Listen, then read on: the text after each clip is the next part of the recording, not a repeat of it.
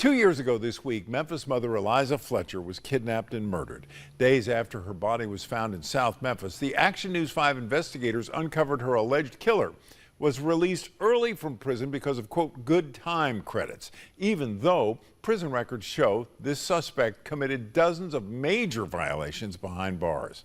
Action News 5's Bria Bolden shares now how a new state board with its members appointed by the state's top leaders takes a hard look at these credits in hopes of avoiding yet another tragedy.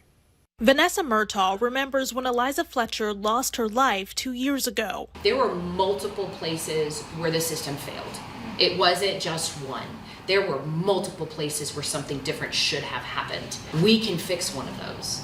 We can try to make sure this piece right here doesn't happen again. Murtaugh was a former assistant district attorney for the Shelby County District Attorney's Office then. Now she's taken on a new role, chair of the Tennessee Inmate Disciplinary Oversight Board, a group of Tennesseans picked to review and possibly remove credits given to inmates in the state's prison system if they committed a major violation. I don't think we're going to necessarily change the criminal justice system, but I think what we're going to do is make it work better. After Fletcher's murder in September 2022, state lawmakers passed a bill forming the board after Fletcher's accused killer, Cleotha Abson Henderson, was released from prison early on good behavior credits, even though he had 53 violations while behind bars. But discussions and a vote to form the board didn't come without pushback. Right now, each prison has their own board to review this, and we're creating just one board now for all the prisons in the state.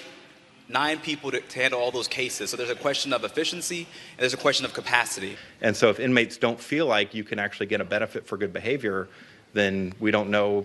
I think studies have shown that violence in prisons and things like that goes up when they don't have those incentives. There are 9 members on the board, including Murtaugh, a former Memphis police deputy chief, a man pardoned by Governor Bill Lee, and others. The salary for each board member is $120,000 a year, according to state records. The state projects the board will cost over $1.4 million by the end of 2024 and over $1.8 million by the end of next year. This is what Murtaugh had to say to critics about the work they're doing. There's a rehabilitative piece to it. It's not strictly just, oh, we want to keep them locked up.